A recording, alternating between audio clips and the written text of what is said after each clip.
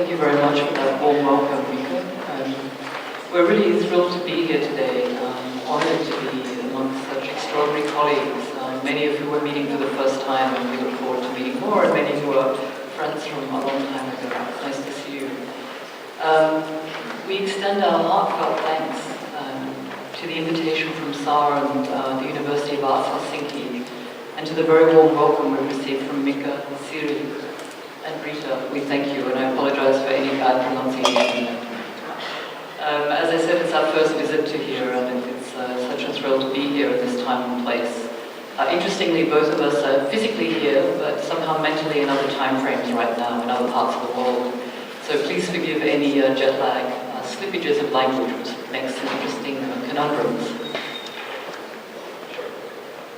Okay, before we get into it, I might sort of broadly introduce the structure of our presentation. We'll begin by, I guess, conceptually laying out or introducing some of the ideas that have inspired both Project Anywhere and the subsequent collaboration that we'll speak about. We'll speak briefly to the peer review system that we use for Project Anywhere. And from that, the biennial conference that we've developed, which we stay every 2 years in New York at Parsons.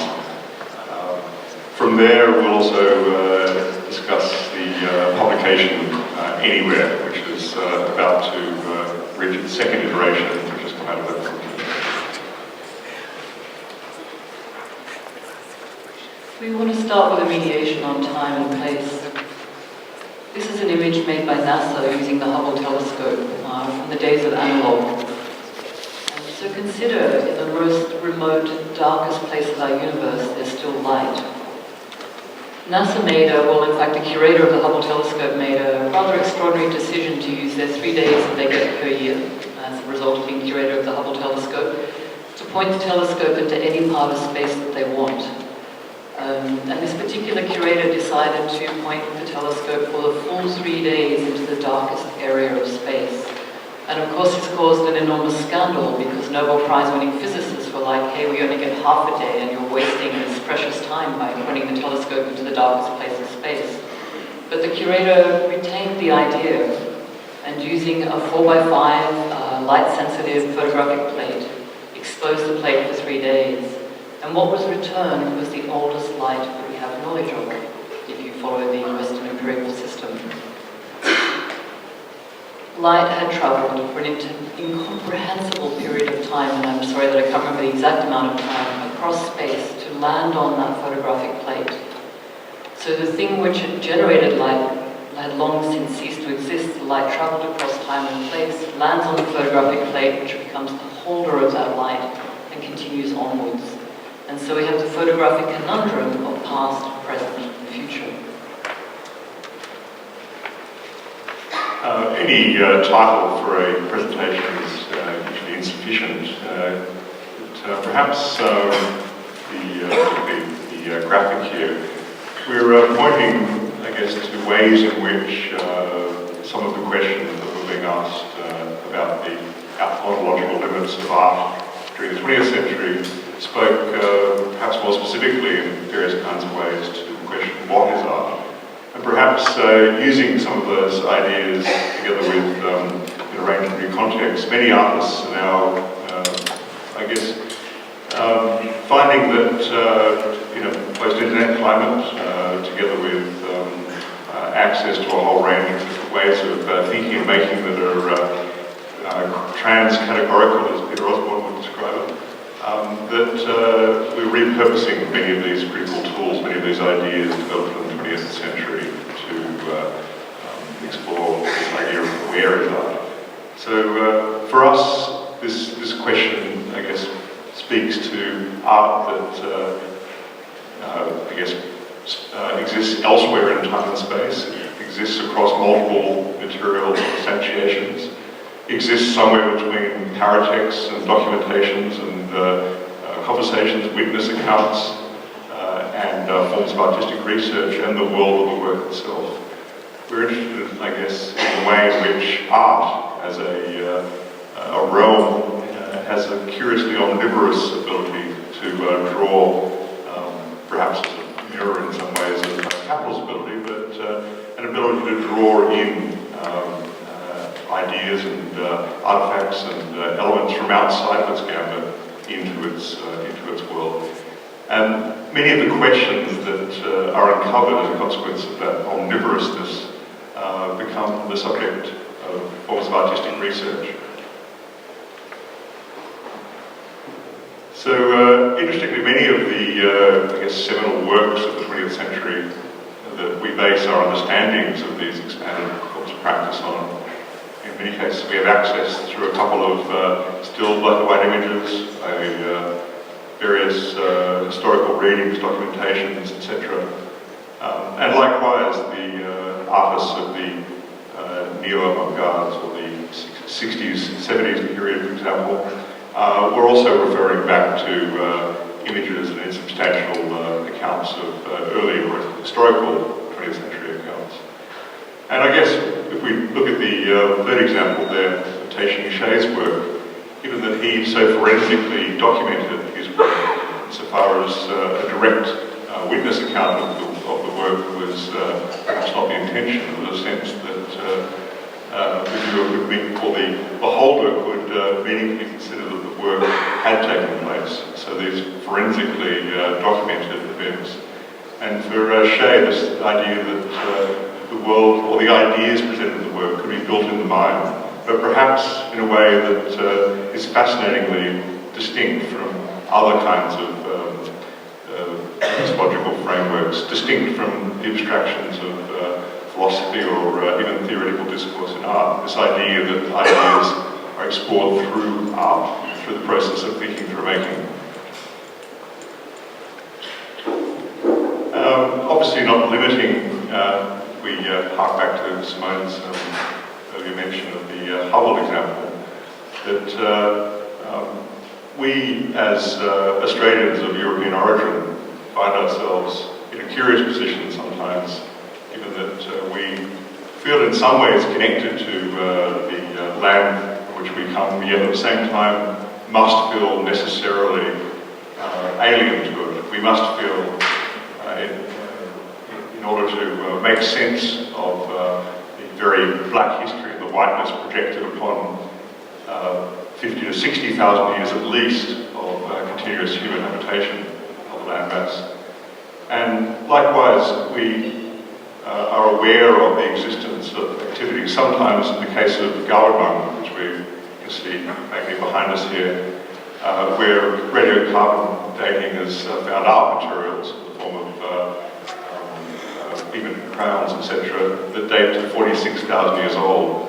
And the actual images you see on the ceiling of this space, which was continuously used for tens of thousands of years as a space to make images and to excavate what was already a partially naturally eroded space into this quite incredible structure.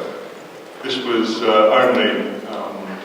was first seen by non-Indigenous peoples in 2006. So it's this sense that despite the fact we share a continental landmass with such an incredible cultural object, that it is, in the same way as describing the sense of a Hubble Space Telescope, it's, we're talking about ideas that are so distant in time and space to our experience. Just a small return there. It's interesting, the idea of this in relation to art as research, although that's a very Western notion. But knowledge, to the best that we understand it from the outside, of our perspective, knowledge is passed by this painting being continuously made for 160,000 years? Yeah. So rather than being a fixed piece of work which was discovered sometime later, it's a work which was painted over and over by successive generations. So in fact, this is an accumulation of 60,000-year performative artwork. And knowledge is passed via the engagement with that work. And as far as we understand it, there's also storytelling which accompanies that. And of course, these are anatomical paintings of fish and other items which are essential to life, and also understandings of the universe. I heard a very wonderful interview on the ABC radio in Australia between a renowned astrophysicist and an Aboriginal elder. And the astrophysicist went through this very long account of how the universe was formed.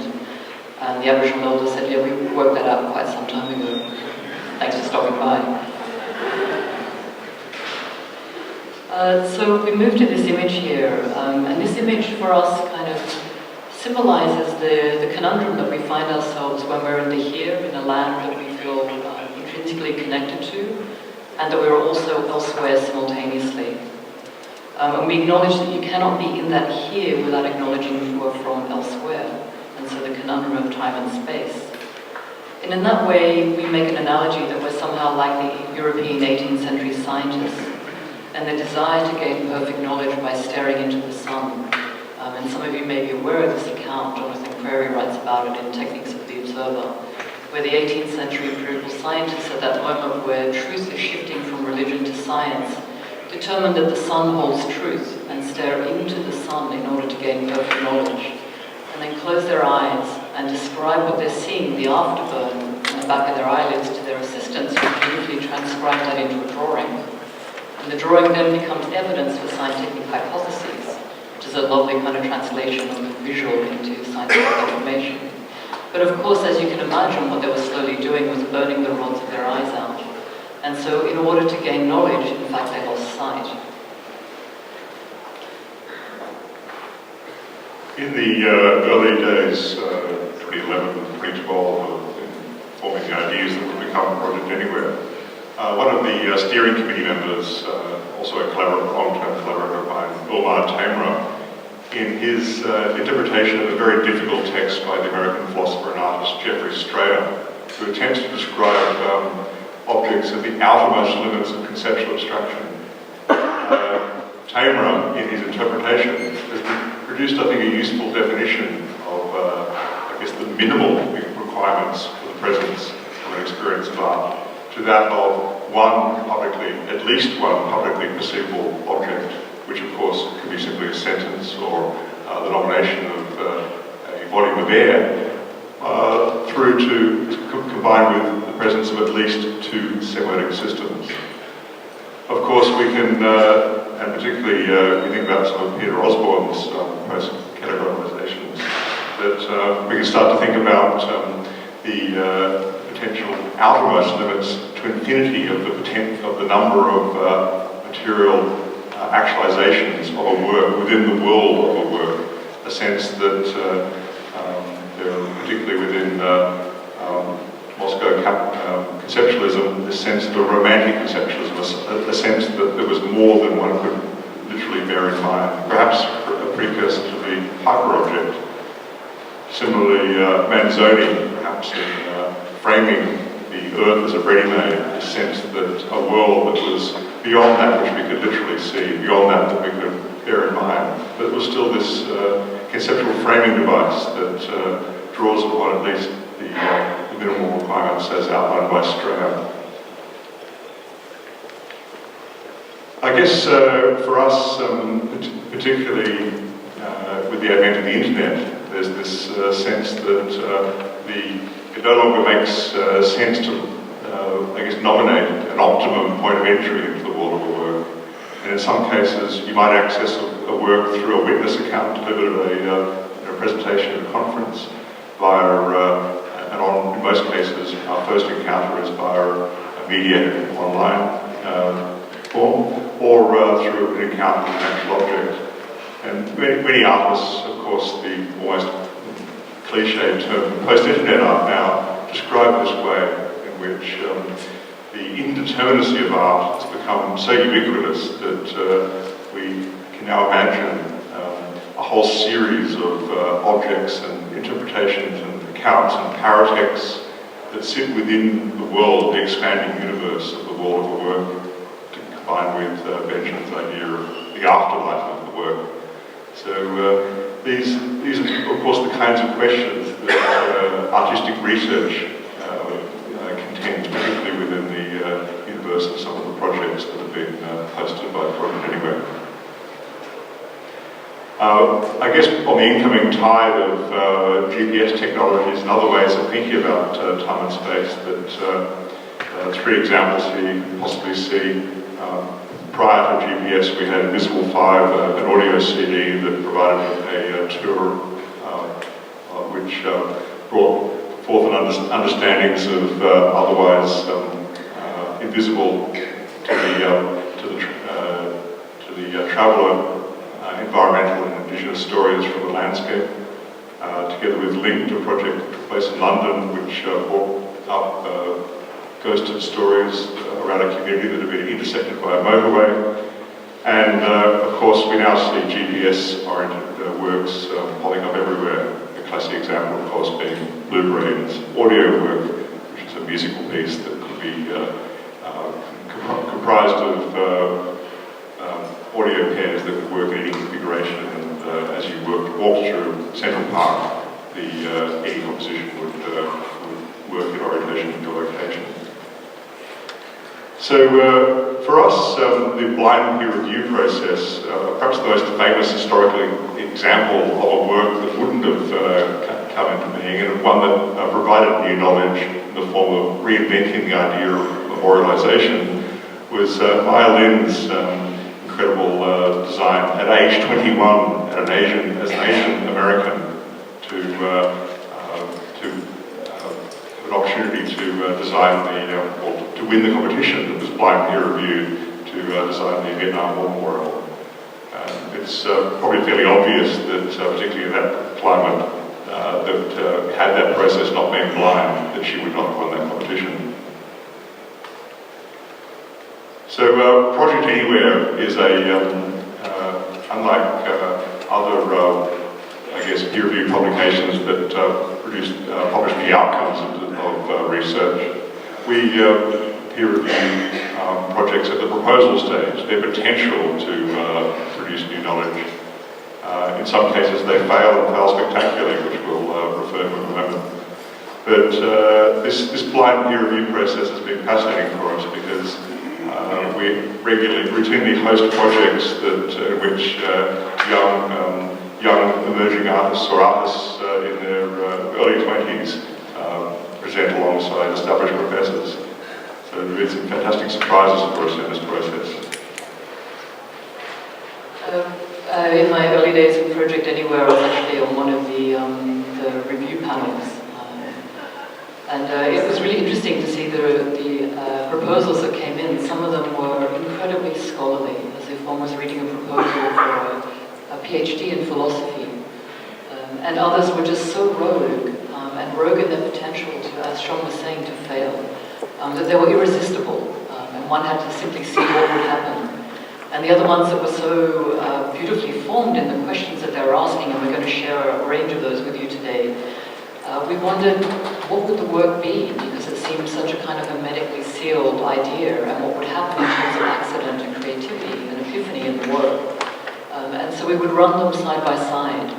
And some of the early comments coming back from the peer review in relation to this work here, which is one of my personal favorites, Liminal Dome, was really interesting, but will it succeed? And it's a great example of a blind peer review, because if we'd known perhaps how young they were or how inexperienced it may not have got up, like Maya Lin. Probably Sean shared with me today, got a B for that proposal in her class. So I'm going to read a little bit of text for you about Liminal Dome. And this is from their proposal, which I thought would be really interesting to share with you, because we're going to look at it in 2 parts today. One is a speculative proposal, and one with the outcome. Liminal Dome proposed to build upon ecological assessments of marine environments in order to establish new narratives of unreal entities and habitats for unaltered modes of existence. The only way being to experience a unique underwater structure would be to actually dive below the surface of the sea. So essentially they're proposing the only way one would engage with this work is to travel out in a boat into the ocean in a diving suit, from which there would be a kind of an anchor, and then you would go down in a diving suit following the anchor to the bottom, and then you would sit inside of the garden at the bottom and experience it and then return. This was completely untested in all kinds of ways. It was purely a concept. There were no technical tests at the stage a proposal.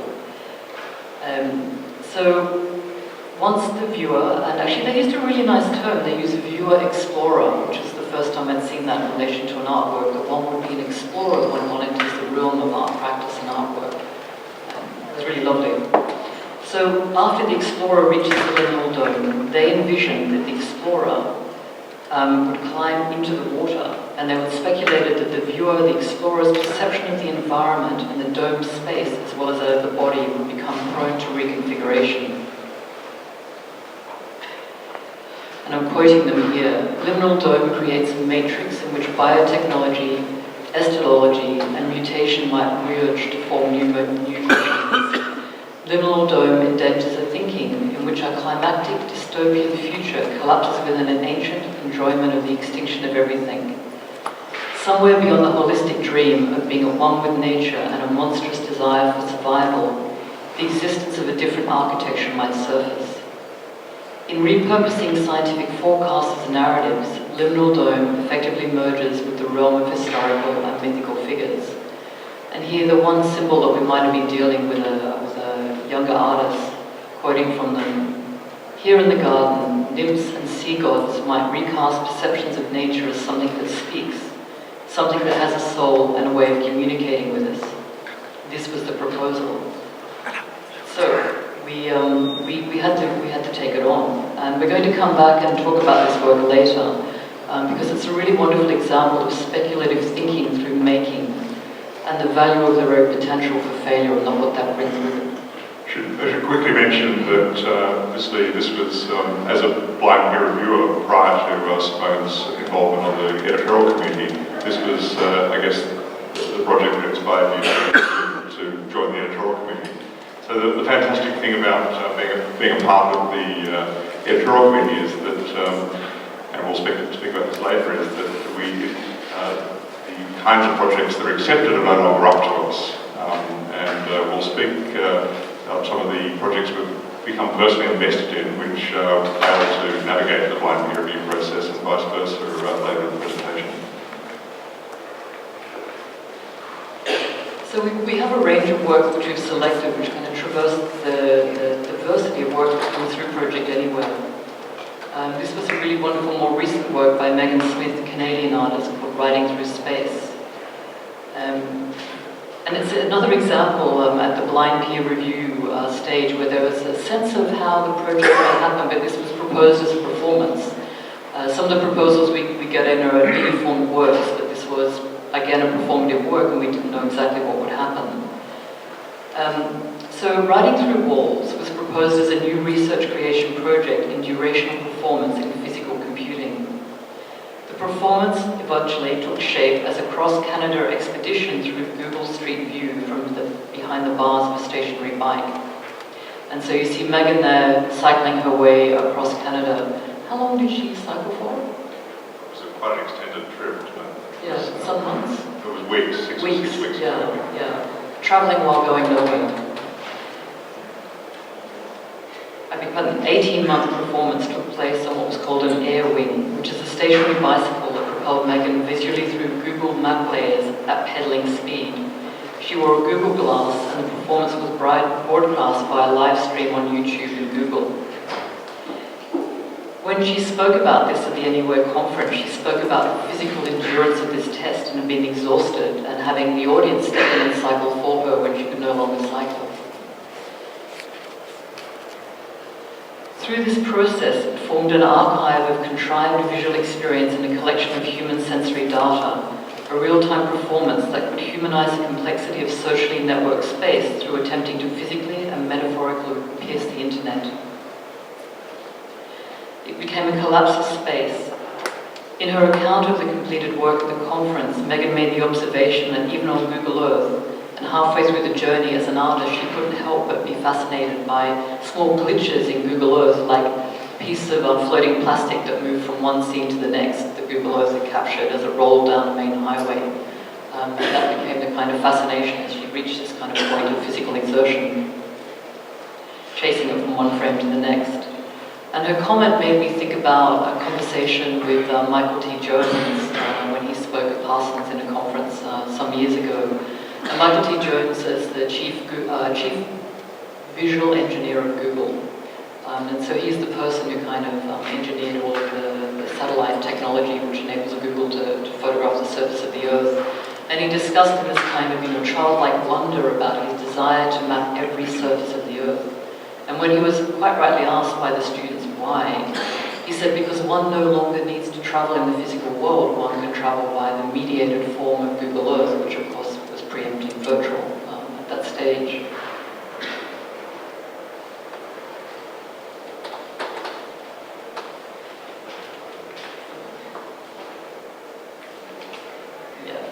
Just really quickly, because this is kind of in tandem physically with Maya Lin's work, this project investigates unresolved and fragmented memories linked to non-official history of ungrieved state political violence in Venezuela in the 1960s.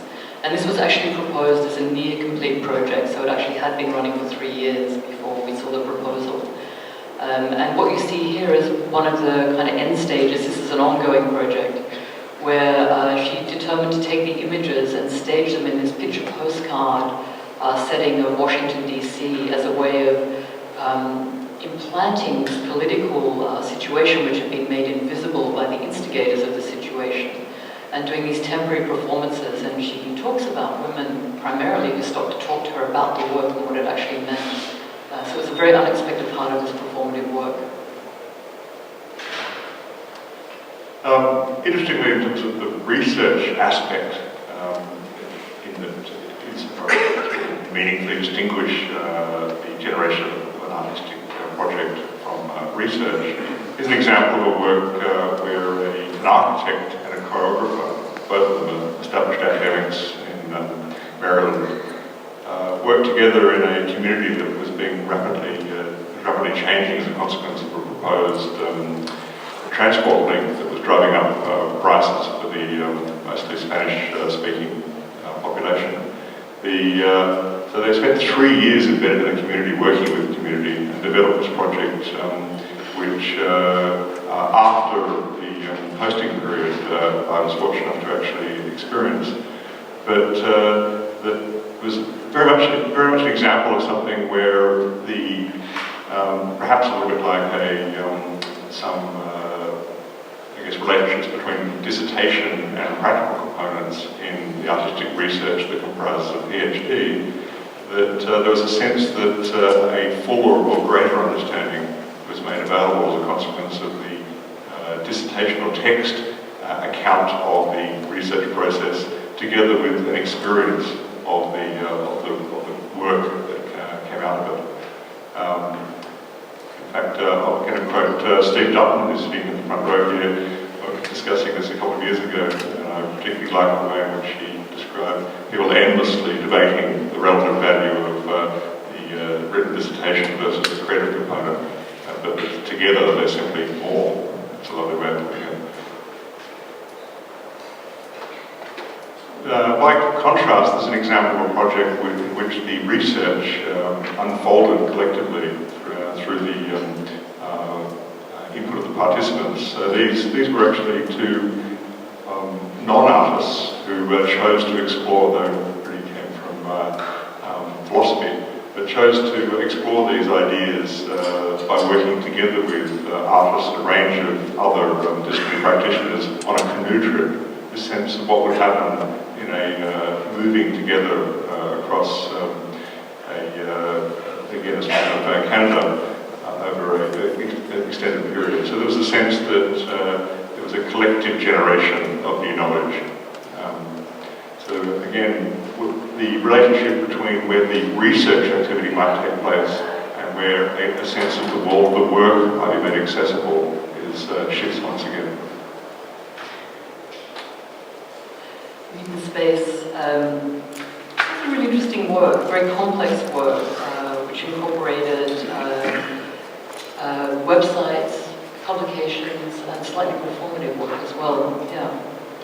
And the work was about nuclear power and radioactivity, and Mutant Space, a collective, proposed that it neither employed nor suggested any form of activism in the form of contemporary art.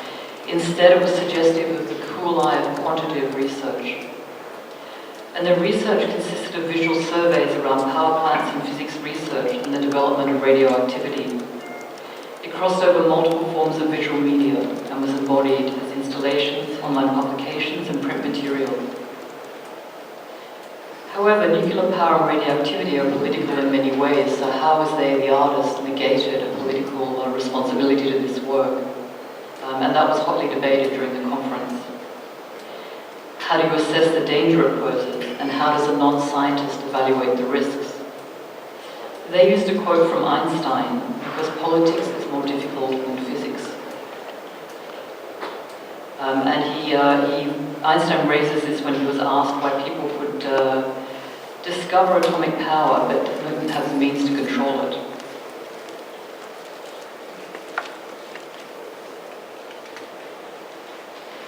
This is a work, David Griffin, and again a collaborative piece of work. And this was again a different one for Project Anywhere because it was about the only work that is involved being collapsed back into a two-dimensional space. Yeah? But it was performed into the two-dimensional space. And it was literally an act of drawing larger distances in mind and space.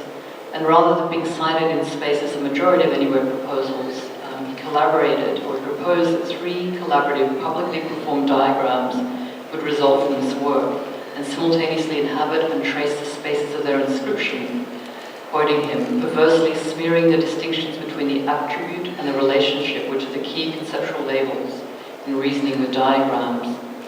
So essentially he worked with, it was a node-link diagram consisting of a 1-second laser burst aimed at the center of our Milky Way galaxy.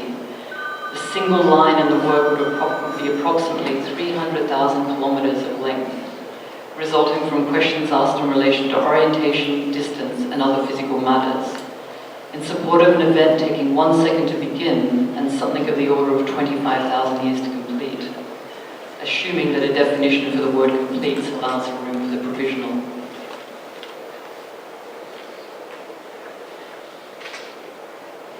Reminder. Given the time, we'll skip through a couple of these. These are projects which are currently hosted by Project Anywhere. I think we'll just shift into the second part of our presentation, which we'll have to race through here. The conference. So whilst, as we outlined, the projects are hosted each year, 4 to 8 projects are hosted by Project Anywhere as part of this global exhibition program. Each of those projects, the artists are invited to our biennial conference, which is last year ran for its 2nd time in New York. And then we then adopt a curatorial model to select more established artists and other artists that might complement the blind peer review projects to fit out a conference. In curating the conference, and we deliberately used the word curating rather than co-facilitating a conference because we wanted to bring a sense of the work into the conference. Rather than presenting it as a series of paper, how does one bring alive, in a conference situation, work which has taken place in spatial geographic locations, not witnessed by anyone else, acts of impossibility, acts of failure.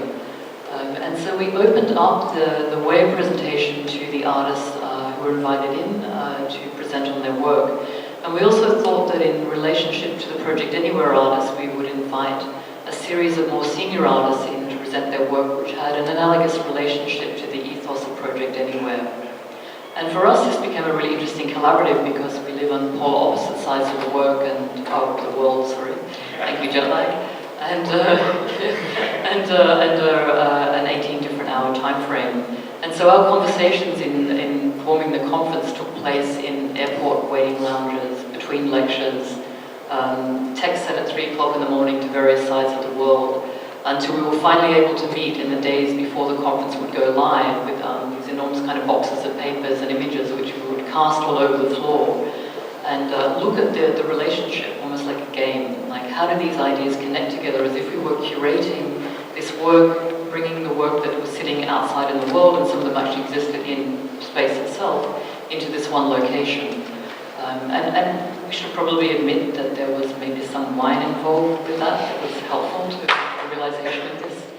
And then we became very interested. The slides we're showing you here is the kind of the research, the thesis part of it, reading through the proposals of the artists and making relationships between it. So you see there on the left-hand side a paper, which we didn't talk about today, but is the world already made whole or complete? And then we contrasted that with the work we showed you earlier, the indigenous work, which is, of course, the world is complete. And so this presumption of it not being complete contrasted with that was really interesting. And then, of course, the conundrum with how do you deal with that with the actual physicality of work when research takes place in space itself, the image on the right-hand side. So we return really quickly to Liminal Dome. Liminal Dome gave their presentation in the first conference, and it turned out to be this breathless account of failure. And so between the three of them, they made this account. If you recall, it was about this garden that would sit under the ocean. And of course, they had a curator for this, and the curator went with them when they went to install it as a live work. It was completely beside herself because it hadn't been tested. And so they headed out. This was in the ocean of Germany, bordering Poland, in a blow-up boat out into the ocean, and they sunk the dome into the ocean, and it promptly floated back up to the surface of the ocean again. And then it strayed really close to the border of Poland, which caused the Polish Marine Police to come out and kind of sit by them, which then provoked the German Marine Police to also come out, wondering what the Polish police were doing out there. And why were these people sitting in a boat going in and out of the water in a diving suit? And so this seemingly innocent art project became this kind of what was seen to be an act of political protest. So long story short, they got picked up, some agreement between the Polish police and the German police by the German police and taken to jail, where they spent the evening in jail. So the curator at this point is completely beside herself. So being, as one can only be one is still almost only an art student, they decided the best way to deal with being in jail was to do yoga. So they spent the evening performing yoga in the jail, and the German police finally got really sick of them and released them. And so the work became this performance. In fact, not the work itself. It became the performance of the work at the conference. The witness account, yeah, thank you, yeah. And so at that moment, we realized the potential of the conference, which influenced the way we curated the second conference. And here's one of the more unusual performance presentations from the second conference, which is in the form of two artists that have developed a publication called the Starving Artist Cookbook previously, who gave us a cooked pizza for the conference, whilst giving an account of the horrible experience of childhood and the relationship with his father that forced him to become an artist. I should say, in the space, we were only given information that they needed a pizza oven and ingredients, and they decided not to share with us any further information. And so we were quite taken by surprise, especially you can imagine in the insurance climate hazard of New York, when they turned up with a bow and arrow, and they proceeded to make pizzas and then share them with the audience like a kind of art athlete discus thrower, and throw them into the audience as frisbees.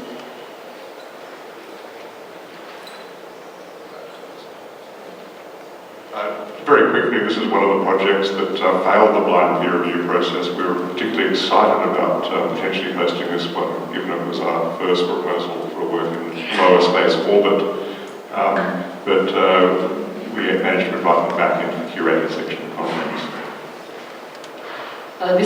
We just got two works here from artists who we curated into the conferences rather than were Project Anywhere peer-reviewed artists. This is Rick Prenmuth. He recently undertook a journey in the sacred mountain of Kailash, which sits on the border of Tibet and China. And it's a journey which is, it takes 28 days to walk around the base. And it stretches back thousands of years of being a sacred pilgrimage. And so as he was walking, he's originally from Bangalore but educated in America, he found that he was really coming up against his Western notion of time and space.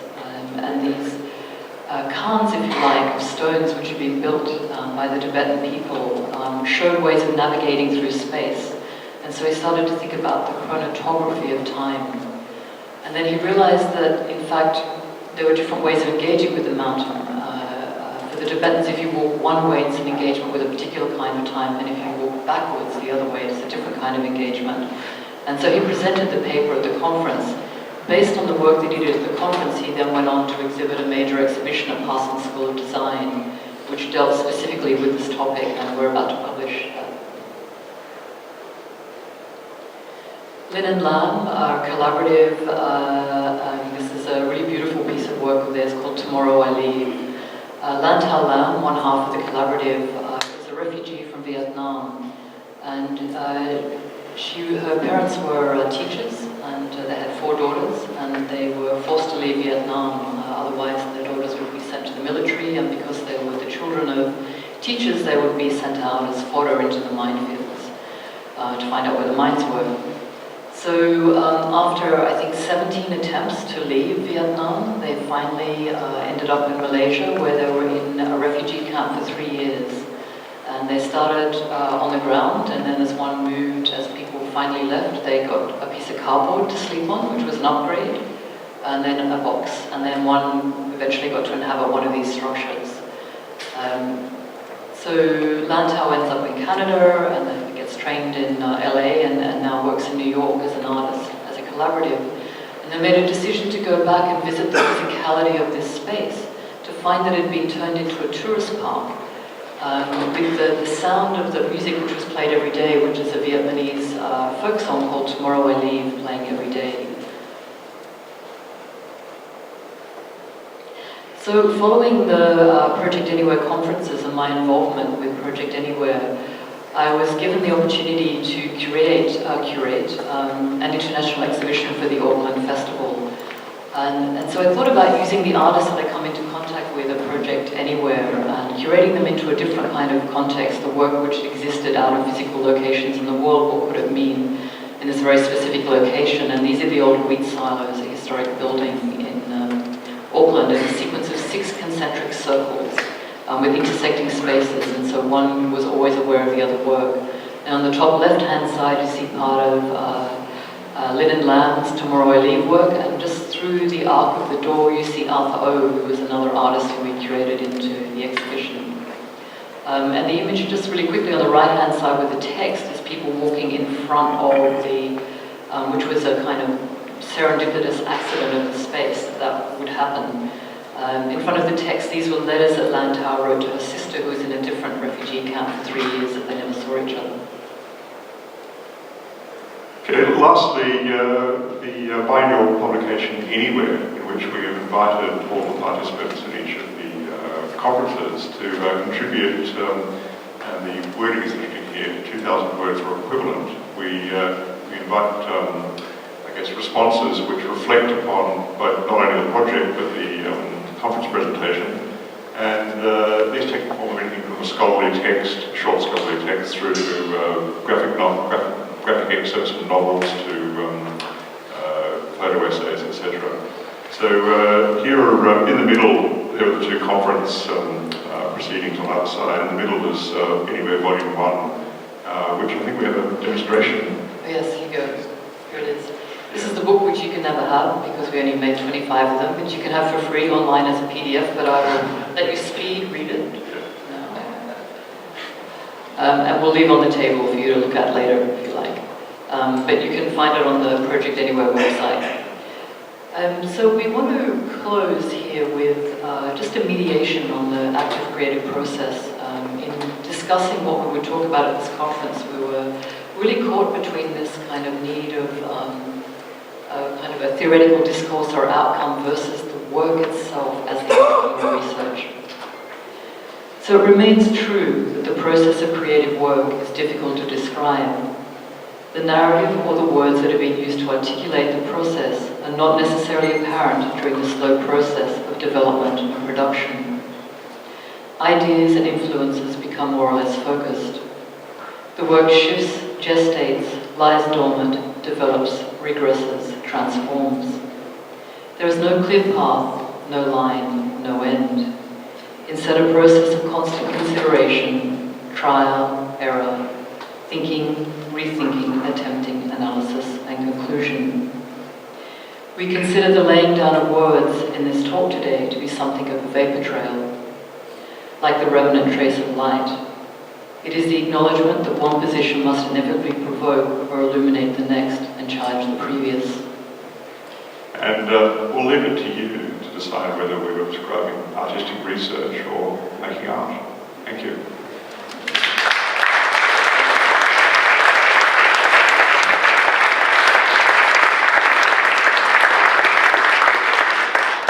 Thank you, Simon and Sean, for the thought-provoking talk. And I think your final words were a good teaser for some comments. Let's do again. If you have a comment to make or some observations to make, raise your hand and somebody will bring a microphone to you. Hello, just a small note to this Liminal Dome project. I'm Vytautas from Nida Arcon, and this was happening on the border with Lithuania and Russia.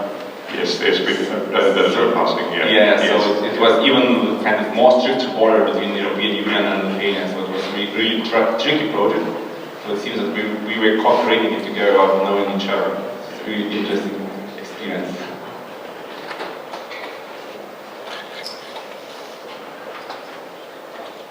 So, any comments? Further comments?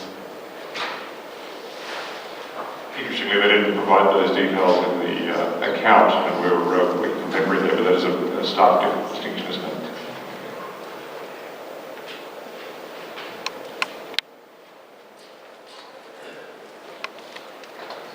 Thank you, Sean. Thank you, Simone.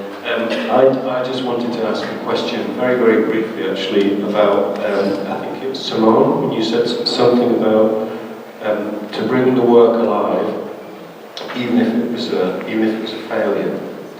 So I wonder if you could just expand a little bit on the relationship between the work as the work proposed and the sense of it being a failure. Is it still the work? Yeah, it's an excellent question. We were talking about this before. I mean, failure, as we all know, is such a crucial part of the creative process, whether it's within the arts or science or any field that involves creativity, and it's a maligned word, because in fact in failure comes the greatest success. But it's the act of knowing that moment when something completely comes apart and when it kind of crystallizes into something else. Is the work the same? I think it's not the same, but it's an extension of. It's part of the creative process, and perhaps where we ended the talk, that process of speculation, occlusion, and trial and analysis, where it emerges into another aspect of it. I think with Liminal Dome, it'd be really interesting to see where it went after the conference, because from then it might have turned into something different. Sean, do you have a... Well, I guess related to this question we were posing earlier in the presentation of trying to think about the outermost limits of the world of the work, and by extension, I guess, this fictional space that we construct, which becomes a critical device, the idea of art itself.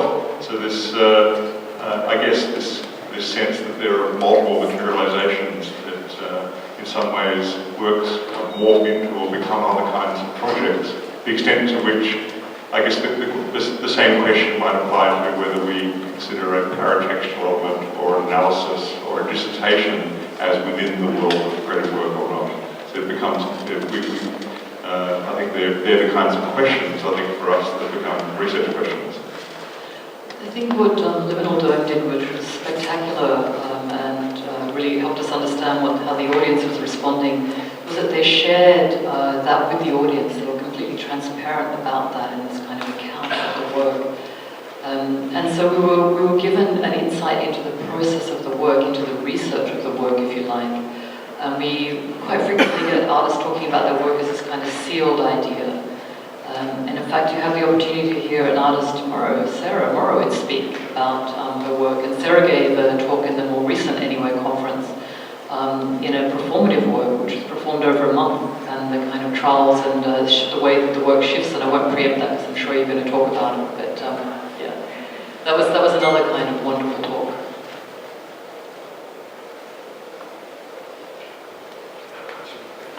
One more thing to say, actually. We've just come out of the afternoon session, which was a really quite intense experience. And we were talking about the potential of what you two were going to do because of the title of your piece, Where's the Art? And it's just for the record, really. And it was described at the conference, the title of your paper was described as Where is the Work, not Where is the Art. Which is not an Osborne text, I believe, that's right. Yes, I think he took one from me. Yes, that's right, and I notice now that when you're talking about the work, even though we're in a conference which often gets caught up with the relationship between art, artistic research and research, it's much more comfortable and perhaps appropriate that we do talk about the work in a way which, in a sense, traverses some of those problems, because it's almost, we know what we mean when we talk about the work.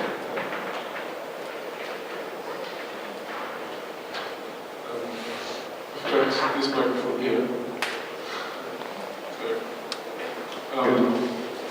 I'm curious about the question of representation, because if I remember correctly from memory, and with the policies of your website that refused to act as a repository of representations of work, where notions of distribution, for example, mattered a lot. And I'd like to link this with your account of the conference that seemed to turn not into representations of the projects, but as performative events. And in a way, to today's performance, that in a way account represents, in some sense, those works. And there's a bit of a mismatch in my mind between what you think is the appropriate mode in which to get in a meta level about the project anywhere. And I'm just curious how you've negotiated the proper representation in these various formats, and how you're working towards finding the best possible solution to adequately respond to the challenge you set yourself to the artist. But it comes back to you as a challenge of how you want to deal with what they're doing in the limits of precise representation, for example. No, it's interesting. It was a very difficult initiative to describe hypothetically, as we failed to find any funding for it in its early days. I remember in one frustrated discussion describing to one institution that no, it wasn't what should necessarily be thought about as an online exhibition model, despite the fact it might point to or the experience made available through it might become part of the world of the work, or might become part of the matrix of materializations. That to think about it as an online exhibition model is so much missing the point. I remember quite frustratingly describing insurance companies are no longer thought of as not insurance companies simply because they're only websites. There was this strange kind of sense of what exactly is the function of the site, and how does it play into a sense of representing the work. And I'd say that it's ultimately, I think it's just one possible point of entry into the world of the work, or it's a pointing device, or it's a way of, and there, in some cases, it's more or less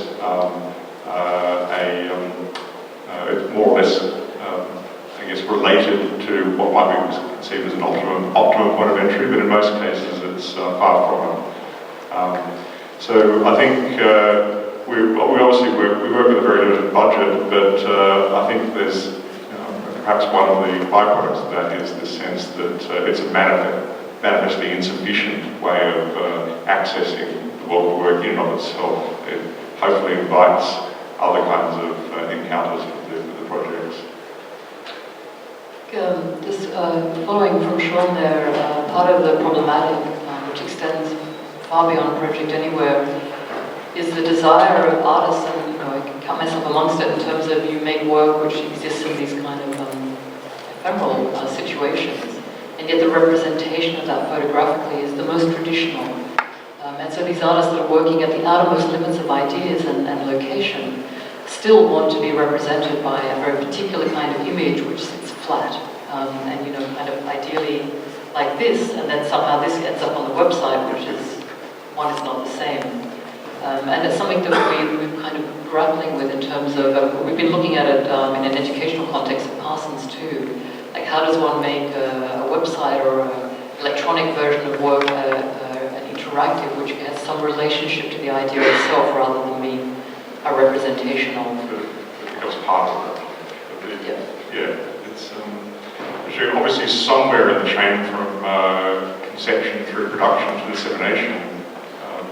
Or let's say that all work becomes a flat mediated image at some point. So it's, of course, there's arguably very little work that engages directly and critically with that problematic. So yeah, I think it is a niggling problem. I would absolutely agree.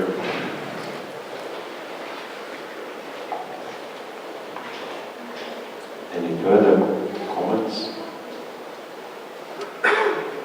I have a quick question, kind of a pragmatic question. How do you choose to create? So the first part is blind selection, but how do you choose to create to work? Or is it somehow always the same? So what all projects are sent out. The minimum criteria that we set is that there's no attribution on the proposal document. We send all proposals out to 4 artist academics, and to the extent that we draw upon the networks of our editorial committee to refresh the network of artist academics. We don't make any decision about the perceived content of the proposal, but we send a batch of 6 or 7 out to each reviewer, and there's a compilation of 4 reviews that come through, which are averaged to form a score, which the editorial committee then gives a cut-off mark to, and all applicants receive the compilation of feedback from the blind peer reviewers. But I guess one of the failings of this process is the moments in which the subjectivity of the artist becomes an important part of the meaning-making, or the constellation of meaning-making elements in the project. I'd say that's one failing in that process. So information is redacted from the proposals, so that there's no, the name of the collective, all that information is taken out. And as Sean was indicating a little bit earlier, towards the end of the talk, there is that moment where you personally think a proposal is really good, but it simply doesn't pass through the peer review process. But then Sean made a really good decision to put a couple of them into the conference. And so they spoke about the work that they continued to do alongside of the people who had been peer reviewed, and that was a very interesting kind of comparative.